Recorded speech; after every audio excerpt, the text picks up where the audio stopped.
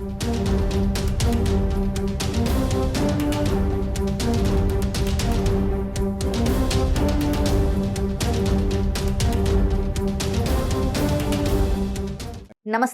ఉద్యమాల పుట్టినిల్లుగా గుంతకల్లుకు ప్రత్యేక ఖ్యాతి ఉంది.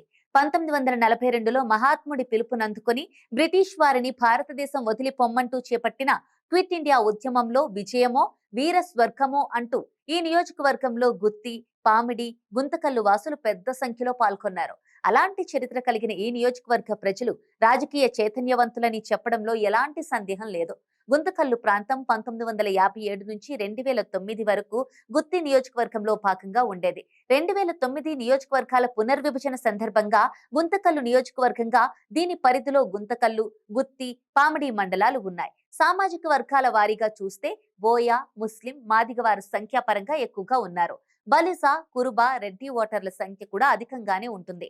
రాజకీయంగా గుంతకల్లు కుల సమీకరణలు ఆసక్తిగా ఉంటాయి. గడిచిన 3 ఎన్నికల్లో 3 కులాలకు చెందిన నాయకులు ఇక్కడి నుంచి గెలుపొందారు. నియోజకవర్గం ఏర్పడిన తర్వాత తొలి ఎన్నికల్లో వైశ్య కులస్తుడైన మధుసూదన్ కాంగ్రెస్ తరపున గెలిచారు. ఆ తర్వాత గౌడ కులానికి చెందిన R Jitendra Goud TDP ticket పై విజయం సాధించారు. 2019లో వైసీపీ అభ్యర్థిగా వెంకట్రామిరెడ్డి గెలిచారు. దాంతో ఇక్కడి కులాల కూడికలు చర్చనీయాంశం అవుతూ ఉంటాయి. ఈ నియోజకవర్గంలో వైశ్యుల జనాభా ఎక్కువ. వారిలో చాలా మంది వ్యాపార వ్యవహారాల్లో స్థిరపడిన వారే. రాజకీయంగానూ పట్టు కోసం ప్రయత్నిస్తూ 2009 ఎన్నికల్లో మధుసూదన్ గుప్తాను గెలిపించుకోగలిగారు. రాయలసీమలో వైశ్య కులస్తులు విజయం సాధించిన అతి కొద్ది స్థానాల్లో గుంతకల్లు ఒకటి. 2014లో జితేంద్ర గౌడ్ విజయం సాధించడం మరో ఆసక్తికర అంశం. అనంతపురం జిల్లాలో గౌడ కులస్తులకు అతి తక్కువగా అవకాశాలు ఉండే సందర్భంలో గుంతకల్లులో ఆయనకు విజయం దక్కడం విశేషం. 2019లో ముస్లిం, ఎస్సీల మద్దతుతో రెడ్డి సామాజిక వర్గానికి చెందిన వై వెంకట్రామిరెడ్డి గెలవడంతో 3 ఎన్నికల్లో 3 పార్టీలు గెలిచినట్టయింది. బోయ కులస్తుల్లో మెజారిటీ సాధించిన పార్టీకి ఈ నియోజకవర్గంలో విజయావకాశాలు ఎక్కువగా ఉంటాయి. గుత్తి నియోజకవర్గంగా ఉన్నప్పుడు కూడా బోయ, గౌడ అభ్యర్థులకు విజయాలు దక్కాయి. జనసేన వైశ్య అభ్యర్థిగా పోటీలో దింపి 2019లో 10.5% ఓట్లు సాధించింది. దానికి మాజీ ఎమ్మెల్యే మధుసూదన్ గుప్తా వ్యక్తిగత ఇమేజ్ కూడా ఓ కారణం. వైశ్యుల మద్దతు సాధించడం, బలిజలు కూడా తోడు కావడంతో అనంతపురం జిల్లాలోని అత్యధిక ఓట్లు గుంతకల్లులో జనసేనకు దక్కాయి. 2009లో ప్రజారాజ్యం కూడా వైశ్యులకే టికెట్ ఇచ్చింది. దాదాపు 15% ఓట్లు ఆ పార్టీకి వచ్చాయి. గుంతకల్లు నియోజకవర్గానికి ఓ ప్రత్యేక రాజకీయ సెంటిమెంట్ ఉంది.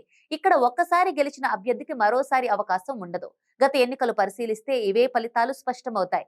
గత ఎన్నికల్లో ఓడిన అభ్యర్థి మళ్లీ ఎన్నికల్లో బరిలో నిలిస్తే వారిని నియోజకవర్గ ప్రజలు ఆదరిస్తారు. ఈ తరహా రాజకీయ సెంటిమెంట్ బలంగా ఉన్న గుంతకల్లు నియోజకవర్గం అభివృద్ధిలో మాత్రం అంతంత మాత్రంగానే ఉంది. ఒక్క గాదిలింగప్ప తప్ప 2 పర్యాయాలు ఎమ్మెల్యేగా గెలుపొందిన వారు ఎవ్వరూ లేరు. గాదిలింగప్ప కుమార్తె నీలావతి 2004లో కాంగ్రెస్ తరపున ఎమ్మెల్యేగా గెలిచారు. ఇక్కడి నుంచి ఒకసారి గెలిచిన నారాయణప్ప మరోసారి కళ్యాణదుర్గంలో గెలుపొందారు. ఇక్కడ ఒకసారి గెలిచిన డికే వెంకట్రెడ్డి మరోసారి తాడిపత్రిలో గెలిచారు. 2014 ఎన్నికల్లో ఇక్కడి నుంచి పోటీ చేసిన వెంకట్రామిరెడ్డి సోదరులు సాయి ప్రసాద్ రెడ్డి ఆధోనిలోను, మరో సోదరుడు మంత్రాలయంలోను గెలుపొందారు. ప్రస్తుతం ఎమ్మెల్యేగా ఉన్న వెంకట్రామిరెడ్డి కుటుంబ పాలన సాగిస్తున్నారనే విమర్శలు ఎక్కువగా వినిపిస్తున్నాయి. గుంతకల్లు సెగ్మెంట్ లో సంక్షేమ పథకాలతో వైసీపీ ప్రభుత్వం ముందుకెళ్తున్నా ఎమ్మెల్యే వెంకట్రామిరెడ్డి పనితీరు సరిగ్గా లేదనే టాక్ ఉంది. దాంతో గుంతకల్లు నుంచి వైసీపీ కొత్త అభ్యర్థిని బరిలోకి దించే అవకాశాలు ఉన్నాయని పార్టీ వర్గాల్లో చర్చ జరుగుతోంది. ఇక్కడ టీడీపీ పరిస్థితి బాగానే ఉన్నట్లు అనిపిస్తోంది. మాజీ ఎమ్మెల్యే జితేంద్ర గౌడ్ యాక్టివ్ గా ఉన్నారు. మరి ఈసారి ఏ పార్టీ నుంచి ఎవరు టికెట్ దక్కించుకుంటారు, ఎవరు గుంతకల్లుపై జెండా పాతుతారు అనేది ఆసక్తికరంగా మారింది. For more interesting updates, do like, share and subscribe to Volga News.